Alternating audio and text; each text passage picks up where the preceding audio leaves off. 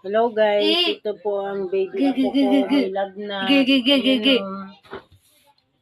Wala po siya sa niya, sa ayos kasi may sakit nga po siya. Hindi, medyo di po siya naglalaro-laro kasi may sakit nga po siya, mainit po.